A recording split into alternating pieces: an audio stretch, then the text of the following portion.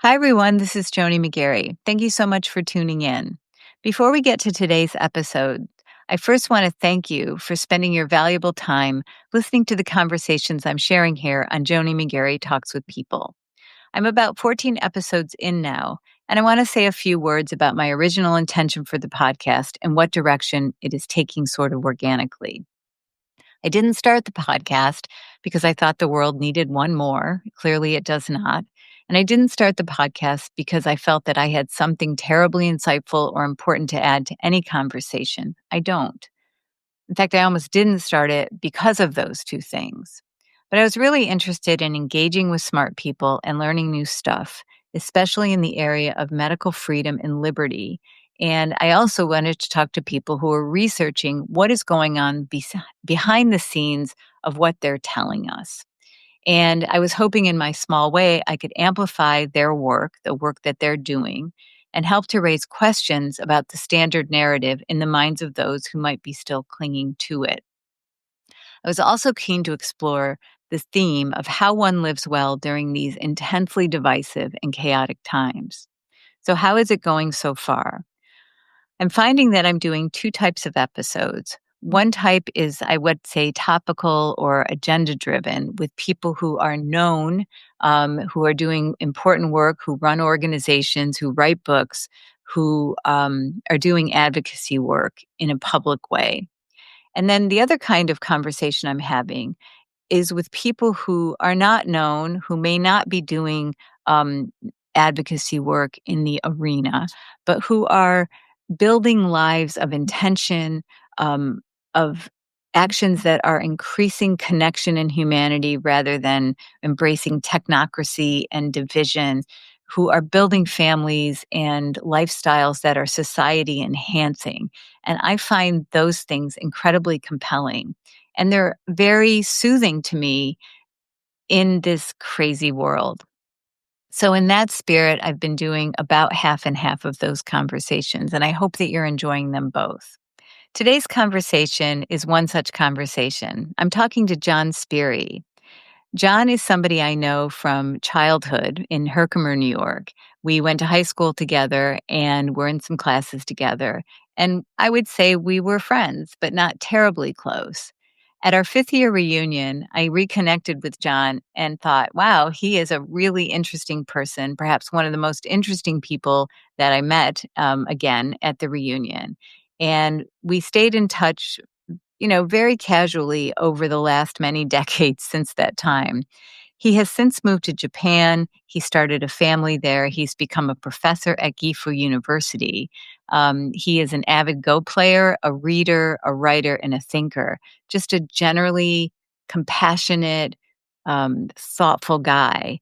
And I was interested in talking to him about how he lives, what it's like in Japan, what it was like in Japan during the pandemic, and just to get his perspective on where things are going in today's society.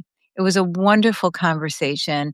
It was a delight to reconnect with somebody I grew up with. And just it illustrates how somebody can live in an open minded and open hearted and grateful way in today's world. I hope you enjoyed the episode. I sure did. And let's just get to it. Hello, John Spiri. Welcome to the show. It's so nice to see you after so many years. I have to just note to the listeners that you are somebody I've known from my hometown. So, hello. Welcome to the show. Hi, Joni. Thanks for having me. Oh, I'm so glad to do this because ever since I saw you at our fifth high school reunion, which I'm not even sure I've been to one since then, it occurred to me at that time, talking to you and another guy named Fran, that you were the most interesting person there because you were doing just very interesting things from, when we grew up together in our hometown of Herkimer, New York, at that time, population 9,000, now less or fewer. So anyway, welcome. And I'm excited to talk to you today to learn about what your life story has been from then till now. So give us a little background about, you know, who you are, what you do, where you live, and then we'll just jump in. Okay. Well, I'm living in Japan, near Lake Biwa, which is apparently the oldest lake in the world.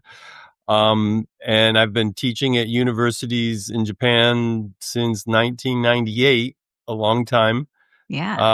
I have two sons. We have three dogs, which since it's early morning, I think they're going to be quiet.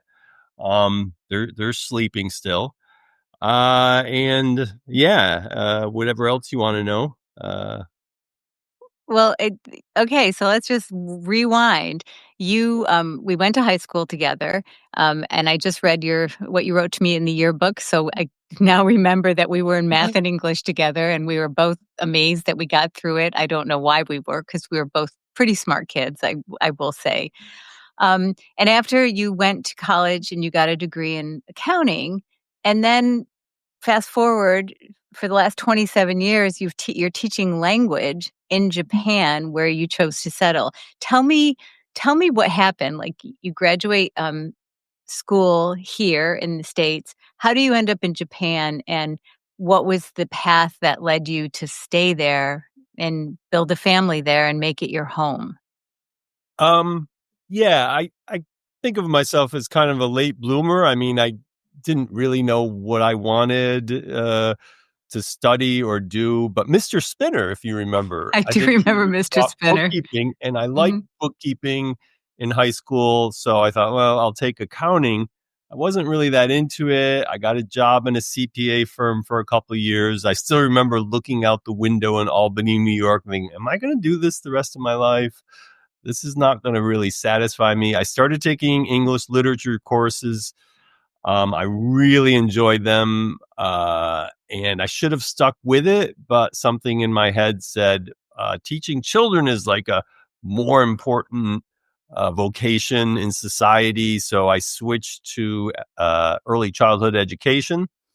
I did my student teaching, and especially the boys just destroyed me. They didn't listen to anything I had to say, and I realized I'm not really an authority. I never had to tell anybody what to do. So that was like, wow, I've made another mistake. Now I don't really want to be an elementary school teacher. So wait, you were getting your master's in teaching. So yeah, I got my Yeah. master's in Okay. early childhood education, which yeah, it's to be an elementary school teacher, right? Yeah. And then though, but then after the student teaching experience, which Oh was gosh. awful, awful. I remember the senior advisor, the old woman, and she's like, "I should fail you. Like everyone passes, but I should fail you." That's how bad it was. Wow. Really bad. Yeah, she passed me though in the end, but it really troubled her to pass me. So, and around the same time though, I got very interested in other cultures and like what's it like in other countries around the world and stuff. And I saw an ad for teaching in Taiwan, so I went to Taiwan for a year. To I teach taught at the English? yeah, to teach Uh-huh. English. So it was some teaching kids, but it's a low pressure kind of fun environment. Mhm. But I still preferred teaching the adults. So I taught there for a year, went back to the US, went to Vermont. I suppose there were like cultural aspects that, I was playing the game Go. I don't know if you know the Uh-huh. Japanese game I've never Go. played it, but I've read about it in novels, and it's a strategy game, right? Yeah, it's a no luck game. It's the world's oldest board game. And I love it. I still play it. So I was playing it then in Japan, especially at that time, was the place to go to play Go. And I was and am interested in like Zen Buddhism.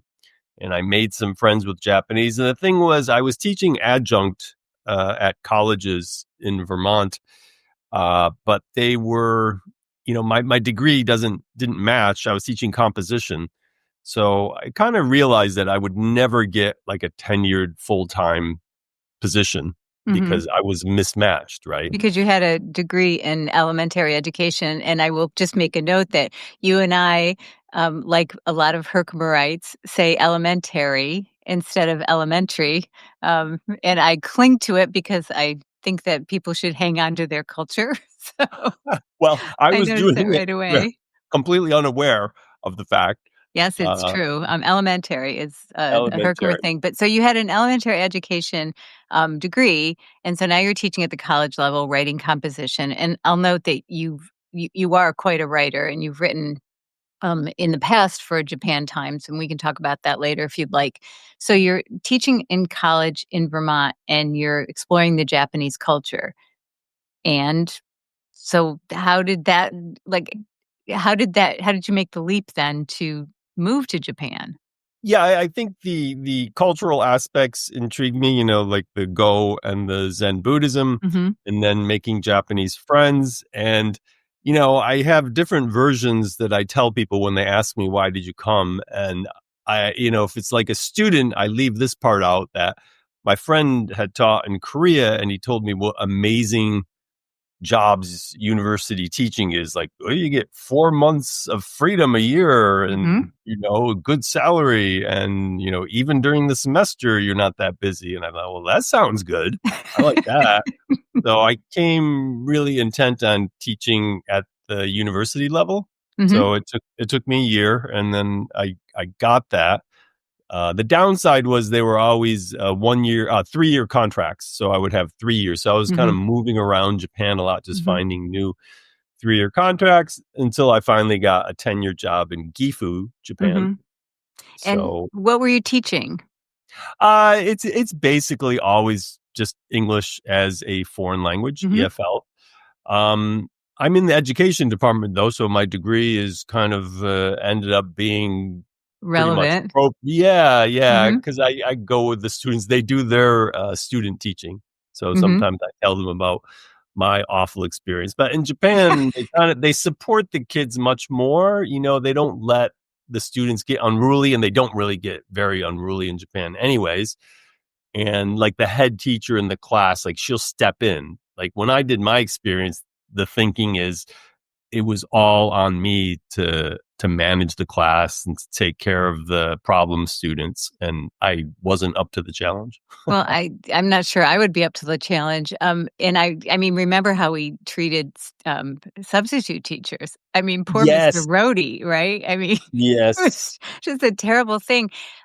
Just in this, we're just going to meander with this, but you mentioned that the Japanese students don't get as unruly. Um, Mm. so, is there a big cultural difference, do you think, in terms of how kids are brought up there or what is tolerated or not tolerated in schools? Because I think here we've seen, quite a decline in student behavior, in across all schools. And I think teaching has probably become very difficult as a result. Yeah, yeah. As the stereotype is, I think Japanese are much more obedient.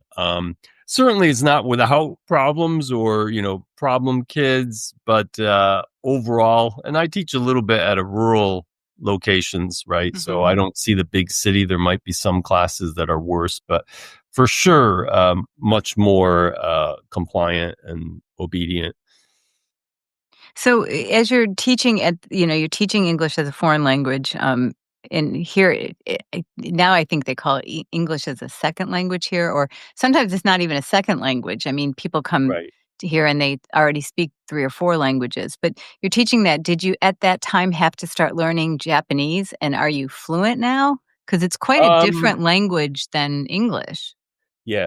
Well, first about the ESL. If they're learning English in America, it's ESL. But if they're Japanese learning Oh, English in their it's home country, it's EFL, EFL. That right? that's the Duh. distinction. But they're it's basically the same. I was interested and I started learning Japanese before coming here. And when I Mhm. first came, I was very keen and I really, yeah, and I advanced. What am I fluent? I think that's a really hard thing to say. If I go to a bar with some friends, yeah, it feels like I'm pretty fluent. Mhm. I can have fine conversations, but if it's anything specialized topics, Mhm. no, I'm far from fluent. Mhm. Or like movies where I'm not a participant in the conversation and I just have to hear two people. I know I can't follow it. So Okay. yeah, I would say no would be the most basic answer. I'm not fluent, but I'm fossilized. I don't know if you know that I don't know phrase, what that but means. we use it's a language phrase. I've hit a certain level and I'm not getting better. So my language development has fossilized. Ah, I've lost to. I don't really study anymore. yeah, yeah. Okay, so you're living there. You're single at that time, right? Because you probably moved there in Yeah. your 30s. That was like 27 years you've been there, and at some point you decide you're going to stay. You're gonna leave your home country, and make a Yeah. home in Japan. Yeah. I mean, more. I just met my wife. I think And she's I met. Japanese. She's Japanese. I met her in 2001. In fact, it was kind of our first date was 9/11. So that makes it easy to remember. I saw Wow, like on the screen, like just they kept showing, and it was in a ferry terminal, and I'm looking because we traveled together on our first wow. date. So, and it took a while for me to figure out what had happened. So, Sure. yeah, it was more like I started dating her, and then we got married. So there was never like, oh, I'm going to stay in Japan forever. It's just she's not really interested in living in the States. Mhm, She's interested in like history and food. Like many Japanese, food is really important to mhm, her, and the U.S. is not exactly the top destination for people who love food, good mhm. food. Which is really sad. I mean, there are certain places here, but, yeah, the food quality generally is, well, it's not healthy and it's not, sophisticated in many places. We'll just say that.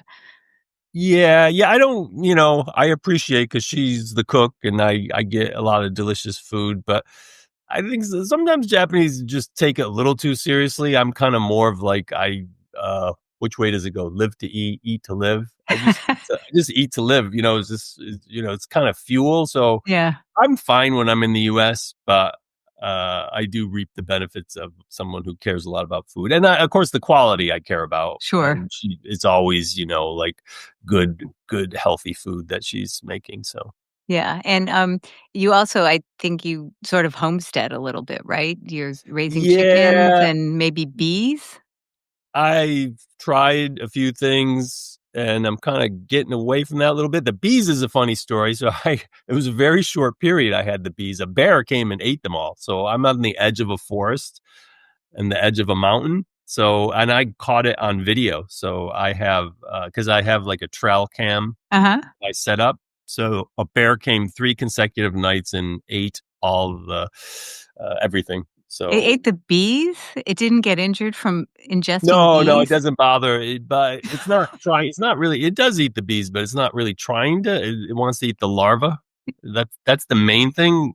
People think it wants the honey, but it's mostly the larva that I they're looking for, and it just devoured all of it. So that ended the bee pretty beekeeping. quickly. I did write an article about it for Japan Times. I saw Uh, that, but I so didn't get to read the whole thing. Alright, so you're living in Japan, you're building a family there, and you mentioned, when we were talking before this and also in some of our correspondence that, you have had like, I guess it's called a political shift, even though maybe you're not I don't know if you consider yourself a political person, but you said at some point you moved from the left to support more of Trump's policies. You're in Japan, you're not here. So do you keep a good eye on what's happening in the US, as an American? And also, do you find that other people around you do as much, pay attention to what's going on here? And then tell us a little bit about what prompted you to make such a shift. Like what were you like before? What happened? Where are you now? I keep such an eye on it. My eyes are fatigued, so I keep too much of an eye on it. Yeah. Did you always do that, or when did that No, start? no, not really. I mean, the Iraq War, Mhm, the Gulf War, I guess, was when I really became more interested in politics.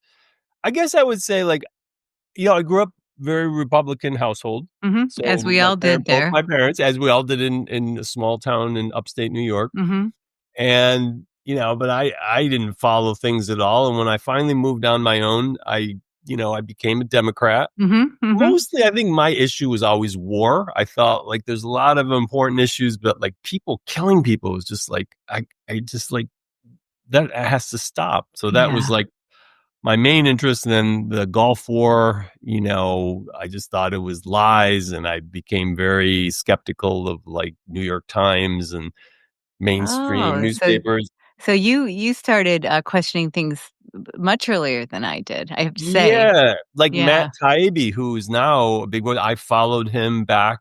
He was a great independent journalist during the Iraq. I Mhm, think it's called officially the Gulf War, right? I always mhm. call it the Iraq War.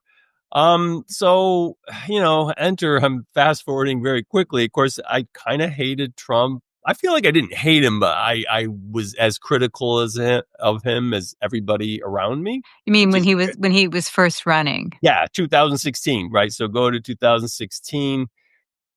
I was losing faith in Democrats, though, and a few things happened, like around, I think this is more between 2016 and 2020. Um, During the Black Lives Matter protests, I started reading things like, if you criticize looting, you're racist. And Right. I'm like, no, no, I'm not. So I stopped really considering myself a Democrat. The Yeah. thought of supporting Trump was unthinkable. Mhm. And then there was the Rittenhouse trial, which I actually watched most of that trial because I thought, like, okay, who's lying here? Is 'Cause he like somebody this kind of crazy white supremacist, or is he a victim? Mhm. And I watched him like, he has to be acquitted. I'm like, there Yeah. was no choice. And then though I read the responses, and the president even called him a white supremacist. So, and then the COVID, the jab, and I got my Moderna shots, but I read the Kennedy book, and I just thought, like, this is nonsense. I just Mhm. thought the whole thing is a travesty. And so at that point, the thought of moving to Trump was kind of unthinkable until RFK entered, and I thought, he's my man because Yeah. he's a Democrat. He's classical, what I call classical liberal Yes. values, which align with my values.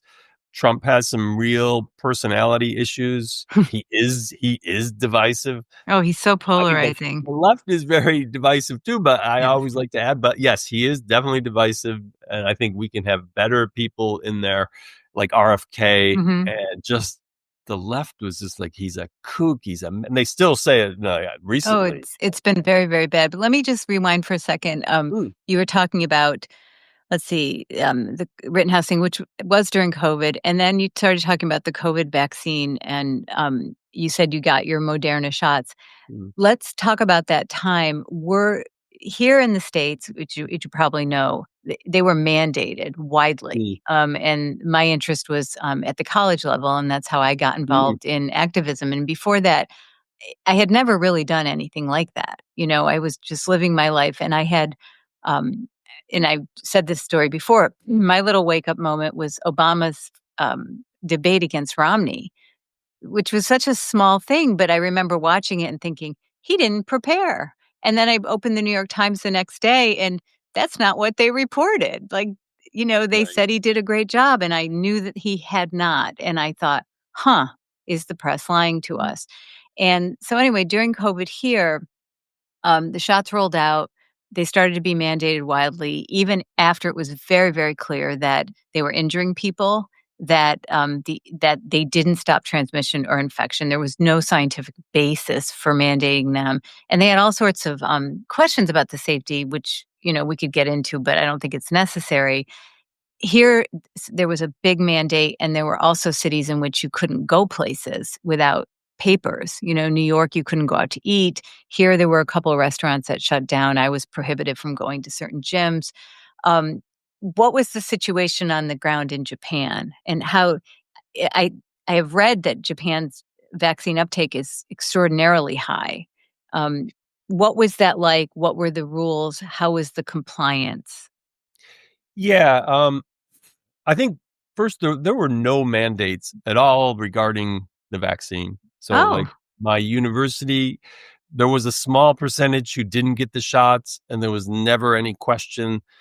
And a lot of times it's kind of shocking, excuse me, but Japan is kind of more freer than the US, and they just didn't, try to coerce people regarding the shots. Now, I think many people in the US would argue, well, that's because they have such good compliance. And Yeah, there is that why, do you think?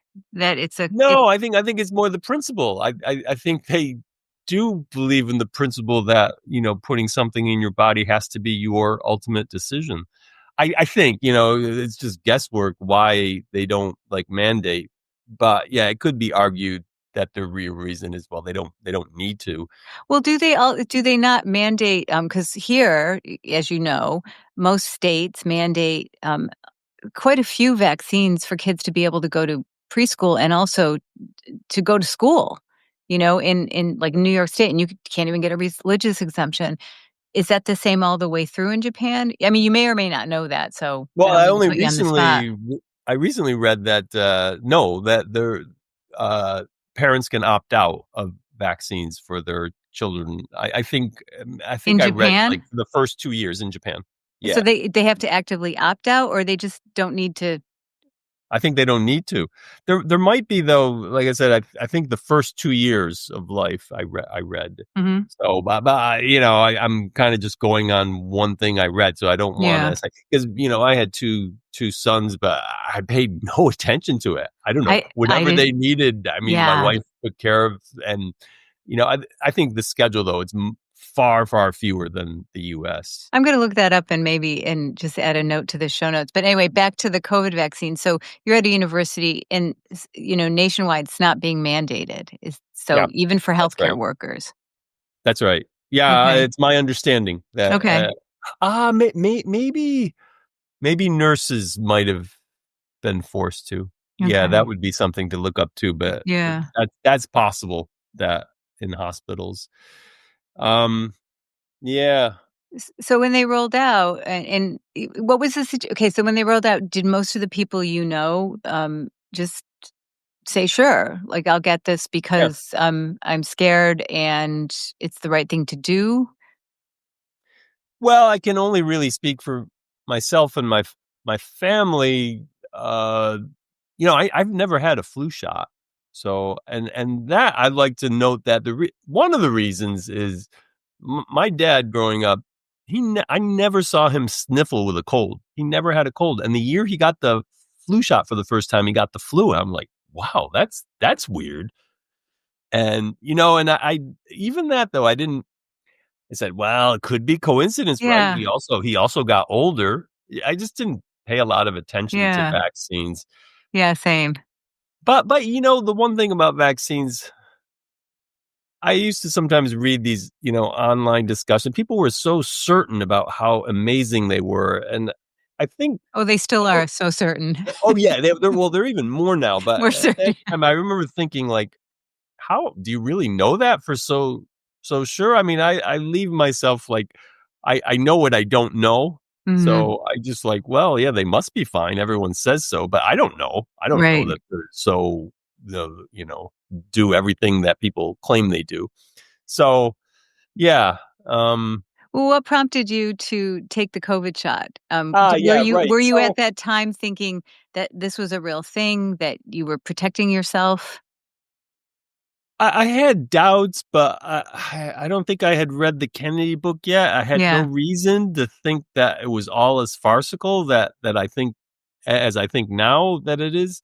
So I wasn't so aware of like there was going to be dangers to it. Just Mhm. like, well, I just kind of went along with it. I Sure. think without, and my wife did too, and we all did. And then, yeah, my wife kind of thinks like I do. And, then we stopped. We got well, I guess you can say it's two, but it's the one, Yeah, it's the like the double you had to have 2 double. for You the had to have series. two.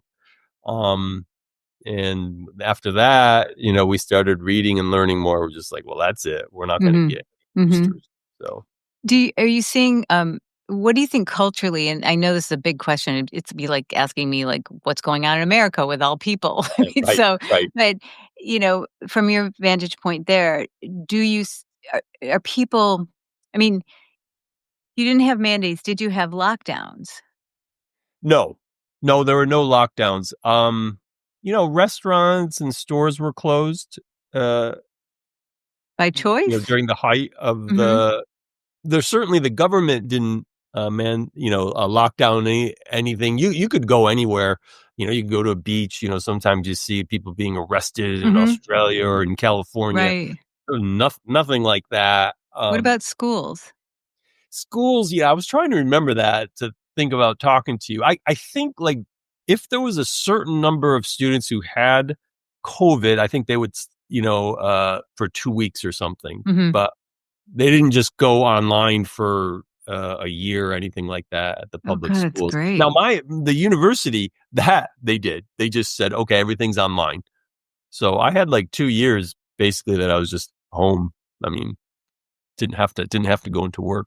Yeah, which, I don't know what you think about that, but it's really kinda nuts to do Yeah, yeah, it that is. I mean, happened. I mean, that happened really large scale here, yeah, and, from a selfish point of view, it was really, I have gardens and it was an easy life. I yeah, mean, I I did what think I could online, but I felt bad that students paid all that money and they had no social, no meeting the other students, yeah, and the online didn't work, no. they didn't turn on their cameras. So, and eventually I did it on demand. I gave assignments and they would Mhm. send it. So I didn't even do the Zoom after. Well, because after a while, it's not really working. So, this all it sounds then like most of it was voluntary in Japan, Yeah. and, then, it's like it was like a convulsion here, and then it's over, and so many people are just like, "Oh, it's done, it's behind us, let's move on, stop talking about it." But it was a really bad thing here, and so I think there are many people here who wanna keep talking about it Mm, in order to make sure that people understand what happened to them and are resist next time, because there will be a next time. It might not be a virus, it could be a climate emergency. I'm sort of the mind that they learned a lot from us about what we would do and how much we would comply, and it's always data mining, and then the next time around, I would hope that more people would be resistant. In Japan, like, and you have friends, and people through your family and all of that, is anyone still talking about it? Is there still a concern about COVID infection?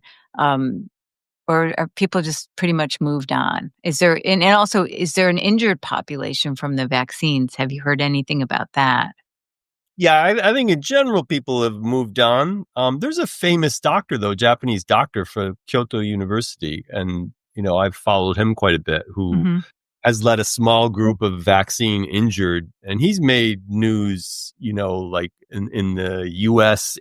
well, I'll call it the anti-COVID vaccine Mhm. group. Yeah, he's mentioned often. I can't remember his name, but um, Let's look them so, up. but there's a small group who uh, have protested, and yeah, sometimes even actively going on the streets. But it's not a big, Japanese are pretty apolitical. Mhm.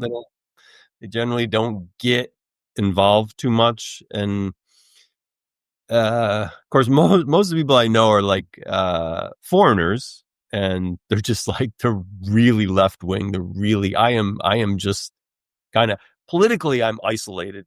Is that right? Okay, Oh so my god, yeah, the hatred is off the charts.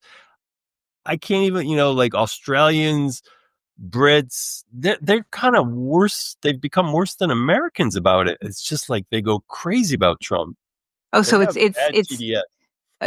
even though they're not Americans, Yeah, it's yeah. still Like there. this is a funny one, like because I kind of Facebook, I've had to kind of Oh, you can't say anything on Facebook. unfollow most people, and I've stopped. Right, I don't post about it anything political anymore. But one, she's like, I'm holding you. She's British. I'm holding you personally responsible because basically she was saying you're not an idiot like all the MAGA people. You should know better, and I'm holding you responsible. I'm like, what does that mean? You're holding me? I'm a nobody. Why would you even say? I don't know. It's just been crazy. Well, They that's such a I mean, but back to that whole, dynamic, or just wait back to when you decided, like, maybe you would be open to supporting Trump, and obviously this person in your life knows that, so you've been vocal about it. Um, first of all, it's so insulting to just think that like a whole group of people are all idiots. Yeah. It's like I know a lot of people who voted for Joe Biden and voted for Harris. I don't characterize them as idiots.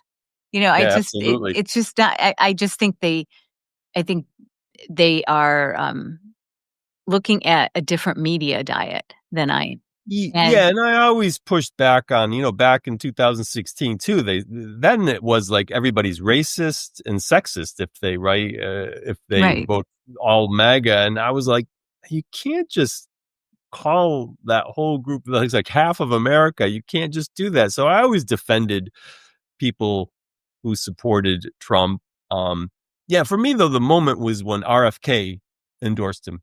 That was okay. I said, okay, well, I'm going. They forced RFK out through lawfare. Oh, it's You're probably ridiculous. aware of that, like dragging him through the courts for. I mean, the Democrats have become just to me, yeah, I'm more very critical of, but they made it impossible for him. So I said, okay, well, you've done this to yourself, Hmm. and he's on Trump's team, and I am too. So you're still voting. You can vote there. Yeah, Are you? I voted. I voted. Yeah, I tried not to write on social media about Trump because I know the reactions I would get, and I Hmm. tried to, Biden was president and talk about like Biden Harris and the things that concerned me, but Hmm. everything just came down to no matter what, it would be like, but Trump. I'm Right. like, well, Yes. I'm not talking about Trump, Right. but you couldn't not talk about Trump. I think you can't not talk about Trump. It's Right. all just, you know, but Trump. Right. Well, Okay. it's a great way to shut down conversation. I mean, the whole right left paradigm has gotten really crazy. Yes. Okay, so what are your thoughts so far? What do you think? The Trump's administration. How are in from your viewpoint? You voted for him because of Bobby, as there's a big well, there's enough of a there are enough numbers that MAGA or MAHA matters, right? The people who got Right. on board because of Bobby matter, and I think that um, we're doing everything possible to make sure Trump knows that, so that because you want to make sure he supports the MAHA objectives in this administration, because Mhm. it's just everything is like such deep state treachery, it seems to me. And I don't mean that like they're all sitting around with cigars. It's just that you have a really entrenched apparatus that's going to fight this kind of change. So, from your vantage point, what do you think so far? What do you think the good things are? What are your big concerns about the administration broadly? Well, there are definitely criticisms I could make, but broadly, I mean, Not just yeah, I HHS, but support. like I think of it as two things. Be specific, like HHS or the whole administration apparatus. Yeah, the whole apparatus. I mean, like the big issues about the deportations, right? Hmm. I mean, I think the problem goes back to the numbers that the Biden administration let in is just insane. Yeah. I mean, they just opened the border. I think what the left wanted without putting it up to a vote was basically an open border. And Hmm. I think it was for partly ideology Hmm. because the whole thing, what is it they always say about inclusion? I mean, it's radical inclusion. That's what a Hmm. border is exclusionary. Hmm. So But if they you don't have a wanted, border, you don't have a nation. You can't have a country. well, You don't have a right, culture. right. I mean, for So, and instance, like in Japan, can anybody just come in? oh no, that's why the things about it's like it's just of course you're going to get deported if you don't have your documents. I mean, everybody here, we know that. They're very strict um about border issues. So, and I know the US is a different issue, Japan's an island country, but still at the end of the day, is he getting carried away? Perhaps in some instances, but I just focus on the root of the problem was created by the Democrats. This idea of a sanctuary city, I don't understand how people go for it. So what they're saying is that we're going to protect illegal immigrants. That's the job of like governors and Hmm. mayors. It's just crazy to me. And we're going Yeah. to, make ICE out to be like fascist Gestapo. It's like, so Well, I and I support think what they're doing. Yeah, I think the media really, inflames it because Yeah. my understanding is Obama deported, like, 10 times more people that are getting deported under Well, Trump, yeah, I and mean, that but, I just think it just depends on what media people are consuming and how yeah, yeah, reactionary they get, and I everything that's, like, basic has become up for grabs, like a right, border or how we need to protect our own communities from crime or, right. protect their culture or make sure we have a culture, and I wouldn't imagine in Japan that I mean, talk to me about Japanese culture and if there's been a big cultural erosion like there has been, I think, in the United States. I mean, I think we like when we were growing up, there were certain cultural mores and norms that looking back maybe seem quaint, but people knew how to act, they knew what to do. There was, if you stepped outside the boundary too far, there was, I think, a healthy amount of shaming. Not, and I don't want people to be shamed or, scolded all the time, but I just feel like our culture now is so eroded that we don't have standards. We don't have people are confused. You just don't know how to act anymore, especially young people. And is that the case in Japan? Has there been like a change in the family unit? Like, do, do people have like a lot of children out of wedlock, or is that not a thing there? Not really children out of wedlock. I mean, Japan has some of its own unique problems. So, for example, usually fathers just are working too much, like six Hmm. days a week, 14 hours a day. Still. They're at their job. So women get stuck with taking care of the children. And then that's, I think, a big reason why the birth rate is so low. Hmm. And mostly it's from women not wanting kids, although it's also from boys being addicted to gaming. Oh, there So, too. Yeah. yeah, oh yeah, for sure here too. Do most kids have cell phones and iPads? Oh yeah, yeah, yeah, Okay. oh yeah, they have. Yeah. Alright, well, I mean, there are troubling trends, global trends that, yeah, you'll find here as well as probably pretty much everywhere. yeah. Okay, so let's just take a moment to pivot back to you 'cause, we're starting to get toward, I just and we decided at the beginning we were just gonna have a meandering conversation, which I think is Yep, wonderful. Um So you wanted to like, you mentioned one of the things that, intrigued you about moving to Japan, besides playing Go, which I'm totally intimidated and don't even wanna try it because I know it would be way too hard for me. But you talked about, starting to practice Zen Buddhism. yeah, And do you wanna talk a little bit about how that informs how you live and how you view the world and your place in it? yeah. I went to Catholic schools, as I mentioned before we went Mhm. started recording, for 9 years, Mhm. K through 8. Yeah, I never went Mhm. to junior high school, it was just 7th, 8th grade, Right. right, in St. Francis. Um, the Bible never clicked for me, and Christianity never really clicked for me, and I was always kinda searching. It was in a Barnes& and Noble, I picked up a book called Think on These Things by J. Krishnamurti. This is probably like my early maybe even before my 20s. I can't remember exactly, but it just kinda blew me away. It was my first introduction to kinda Eastern philosophy, Mhm. and, I mean, for the next few years, I just kinda devoured everything Krishnamurti, and I think, Buddhism just all made sense because of, my understanding of Krishnamurti. Krishnamurti was an interesting figure. I think he's not terribly famous now, but, he was adopted by the Theosophical Society. They were looking for the Maitreya, the future Buddha, and, this is, a spiritual society, and they felt they could see aura, and they Mhm. adopted him from his father, and they raised him to be the next world teacher. They And brought him and when was this? the early 1900s. Okay. Yep, and no, they raised him, and then when he was 32, he quit the organization. He said, "Truth is a pathless land. You can't reach it through any religion, through any dogma. You have to find your own way." So it's kind of an interesting philosophy.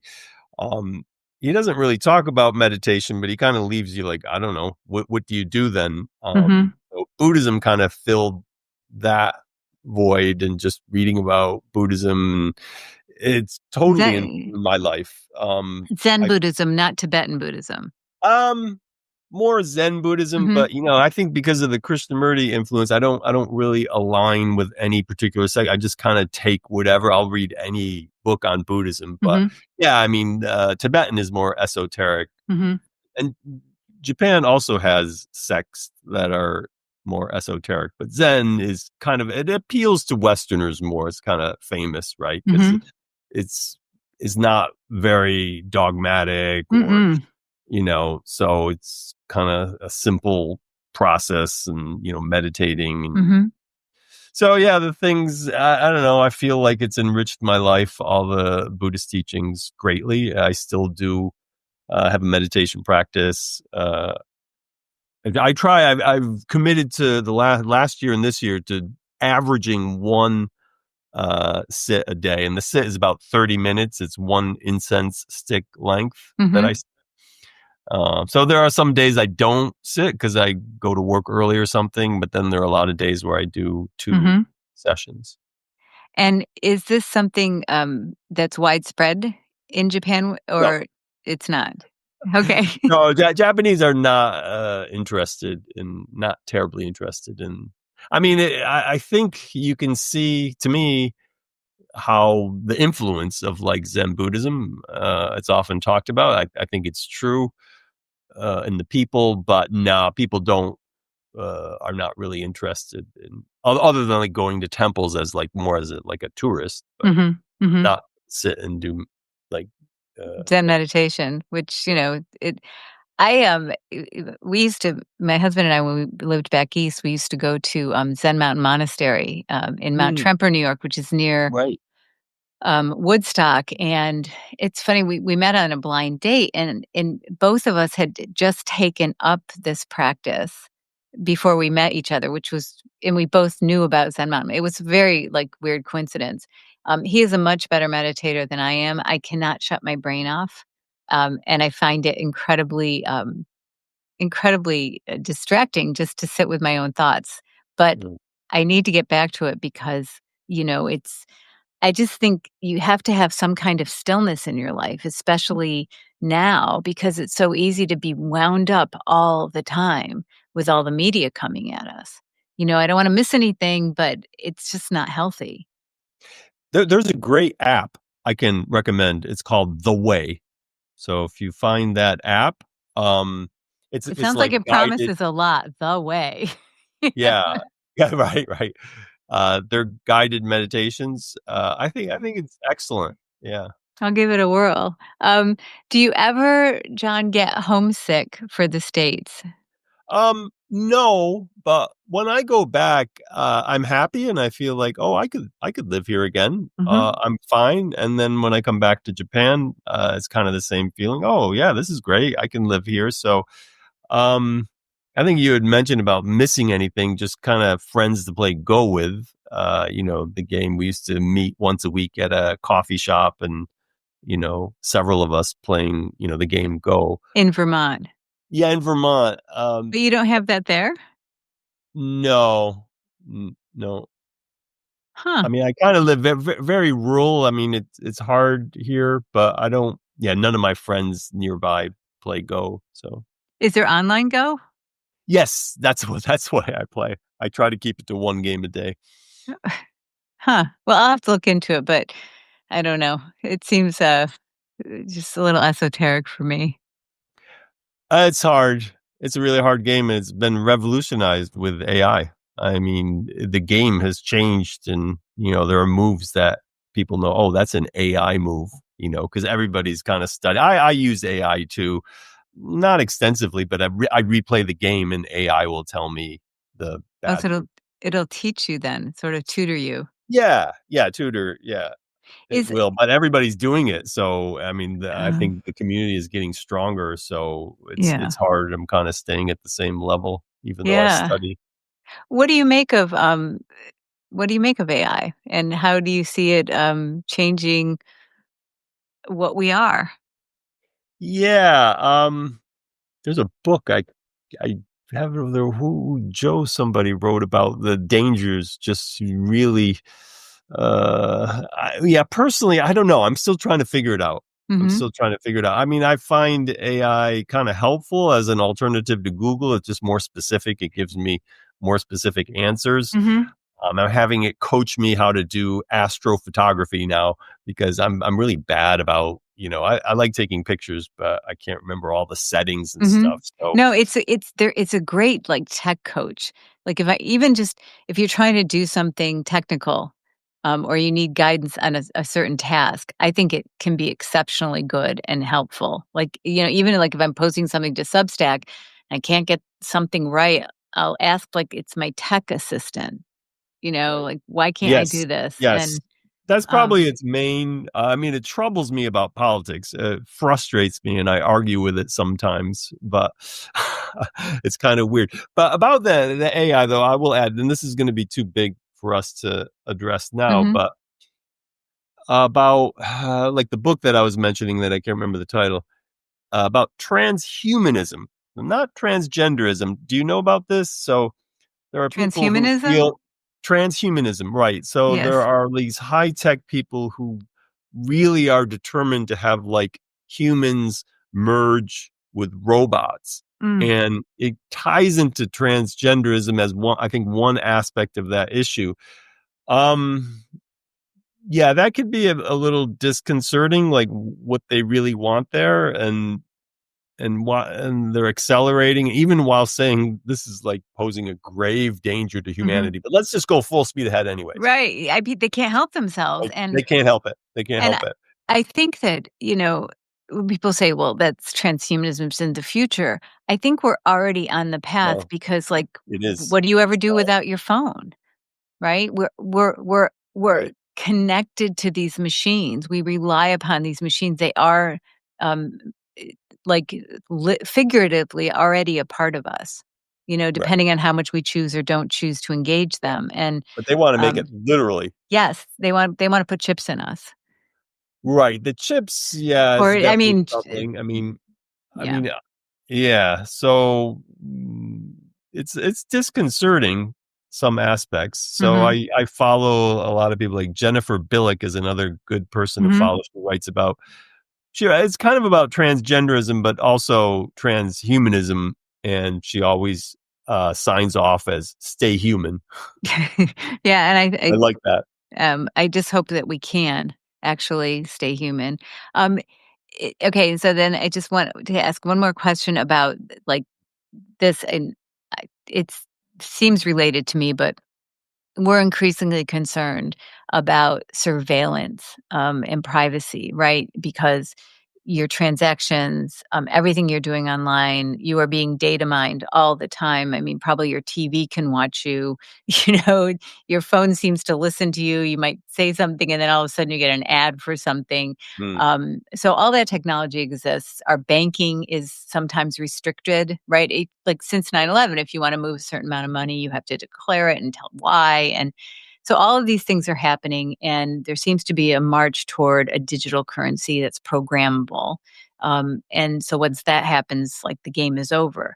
In Japan, do you think that privacy is important? Do you think that the government is moving in that direction as well? yeah, privacy is definitely very important to Japanese.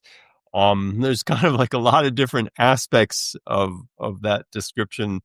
Yeah, the banking is definitely disconcerting. People when the Canadian, the protests Oh, in Canada, the truckers, and they cut off the funding. mhm, So I think we're looking at a dystopian future there where mhm, the for authorities sure. can control. So that aspect, I tend to, on the other hand, I tend to not really worry about the that they have my private information. I was like, I don't know, what are they going to do with it? It's like- But the and concept of it yeah, the concept of it or the cameras everywhere. My wife and I were talking about this though just yesterday. The fact that they're catching so many criminals because there's cameras everywhere. So it's hard to in get Japan away there with are, a lot yeah. of things. Yeah, yeah. So different crimes. And it's like, yeah, well, it was caught on camera. So Yeah, and recently I thought I took a ferry and my bike was on the deck, and I believe someone tampered with because right after I got two flat tires.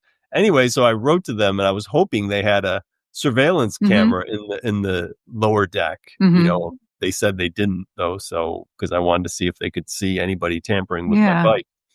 So yeah, it's an example where it's uncomfortable to think there's cameras everywhere, but then in some cases you're like, well, yeah, I'm it would be glad good there's if a there camera was there. one. Yeah, I'm glad there was a camera there. They Yeah, caught him. yeah. I think that's the tension that we live in now, you want a good outcome from a technology, but there's always a dark side that they could Yeah, use it for, and I mean, it's like everything in life. It's like a balance, Is it right. positive?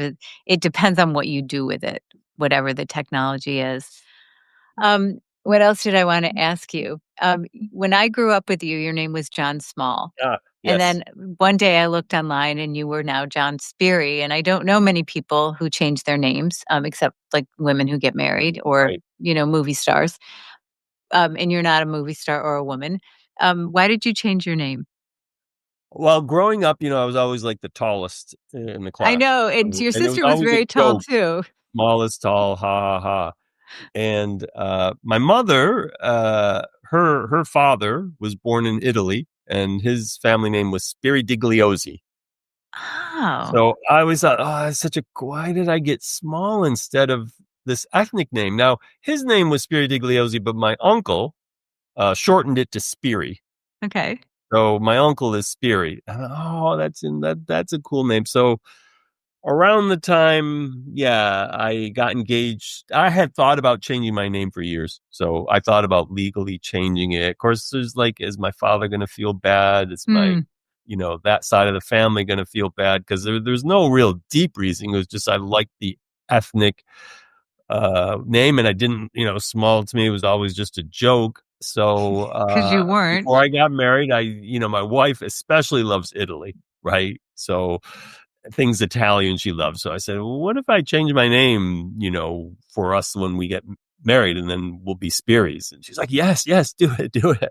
Oh, it's fun. So yeah, I legally changed it. I was really kind of torn though whether to go the full Monty and just take Spiri Digliosi, but I ended up, especially because making it into katakana, the Japanese language, Supiri Digliosi, I felt like, wow, that would be like a real bear to like write out and That's a sound lot to out. put on your kids. It's a lot, yeah. But ironically, my uncle's grandchildren changed their name legally from Spiri to Spiri Digliosi. They wanted the full ethnic Huh. version of the name. So yeah, I just went with Spiri though. Well, here's something interesting, I'm adopted, which I don't know if you know that or not, I did not know that. yeah, my older sister and I are both adopted, my younger sister is not. So that's kind of an interesting study in genes and upbringings in the same Yeah. family, but anyway, I always assumed that I was, English and Irish, to look at me and, maybe a little German, whatever. Well, it turns out I'm 25% Italian. Wow. Yeah, so, Yeah. Hey, yeah, there you hey, go. paisan. I Yeah. know, Yeah. so I just and that really was a shock for me because I did the whole Yeah. DNA thing, which I'm a little Right. bit mixed about now, but, I have some interesting stories about that, and what I will just say, not that has anything to do with our conversation, I thought it was gonna tell me something about who I am, but it Mm. doesn't really. It doesn't, you just figure out you're the same person that you've always been. I I mean, I agree. I agree completely. I did the DNA test too. I think partly because I had always heard stories. My father had, like a great great grandmother who was full blooded Native American. So I wanted to confirm the Native American blood, but it and didn't did come you? up. But I think the like tribal DNA, they don't do as well picking it up, I think. Well, But maybe. anyways, it didn't come up and it didn't tell me anything. I felt like probably was just a waste of Yeah. money. Well, maybe that's Elizabeth Warren never found it either because she Oh yeah, was yeah, hoping right, the same right. thing. Yeah. Um, Before we wrap, John, is there anything else you wanted to talk about your life experience there? Any like guidance you would have for people on how to live well during this crazy time? I mean, I can just tell you, you live an intentional, thoughtful, erudite life. You're a reader, you're a man of letters, you're an outdoorsman, you seem to have a beautiful family. Um, you know, do you have anything that you would like to just share about that? Um, yeah, You don't how have to to. I don't mean to phrase put it? you on the No, spot, no, big burro. if you ask me a question, I'll always try to give an answer. Um, you know, troubling things are happening in the world, but Yes. we just can't let it affect our daily life and whatever's going to happen.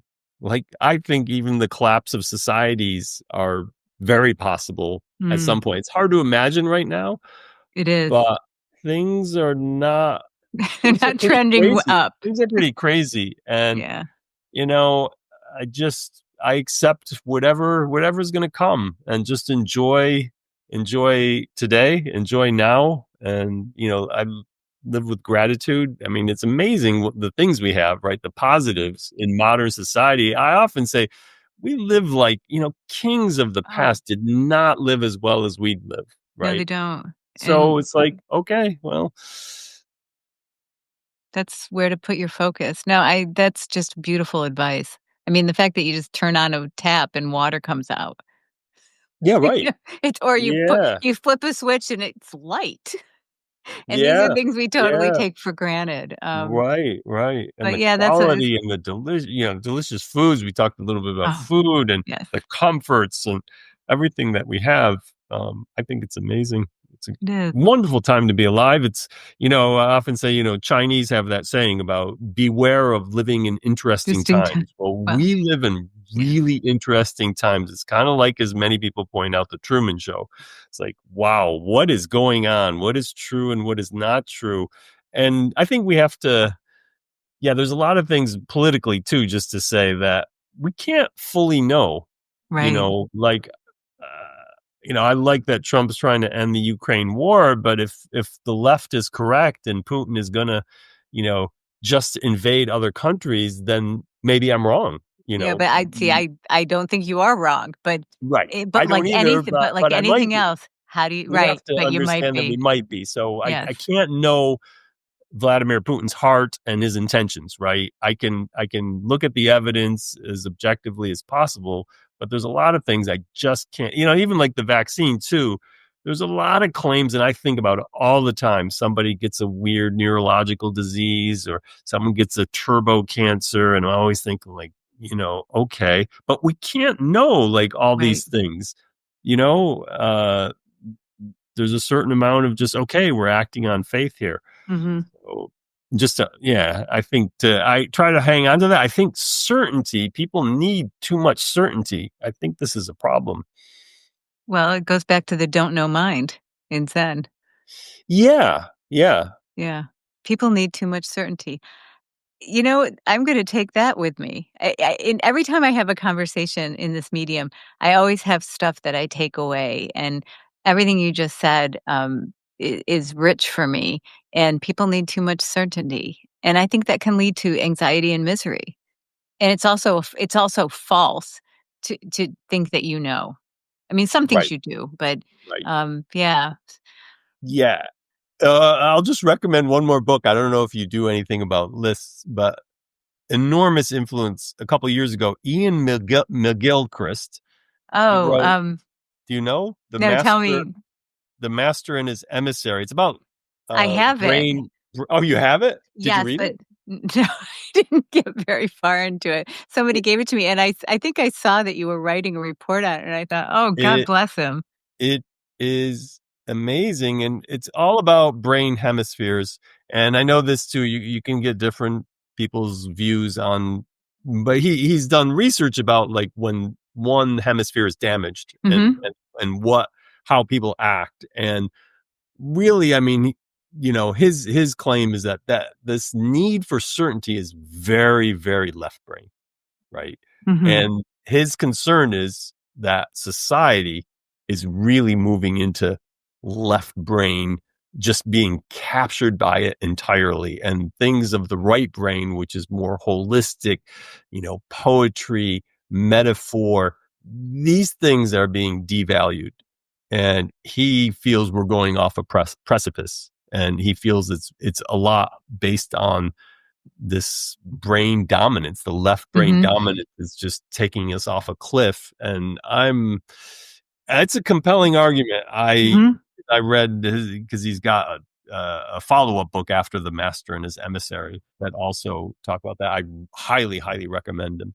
Okay, I put them in the show notes. I did get far enough to get his thesis on that, but I'll take a stab at it again because I think we are losing, I hate the word nuance, but we're losing the nuance of the less linear parts of being human. And it's a chicken egg thing, right? If society's pressuring us to value the other, we do less of the right brain stuff. And then it just becomes like a vicious circle. Yeah, yeah. Yeah. Well, John, thank you. And I'll Joni? ask you to just send me a little note with the books you mentioned so I might make sure I get them right. And I'm just so glad we got a chance to talk. I have not seen you in person in, gosh, I hate to say how many years. We Well, since the graduated. reunion, So and it's that was a long time ago. so I haven't seen you since 1985. I That sounds right. Yeah. Yeah, yikes. Okay. Well, it was good to talk to you. Good to see Oh, it you. was And great. Yeah, I really let's enjoyed. let's do it again. Yeah, yeah, for sure. Thanks, Okay. Joni. Bye-bye. Don't go anywhere yet. Yeah, Okay. yeah. I'm trying to block the sun though. That's my position Well, a because lot of the people are sun has trying to gone. block I this. should switch, but yeah. Yeah, we don't want you to really block the sun like, some people are trying to do. Uh, Okay. I'll see you later. all right. Yep. Bye.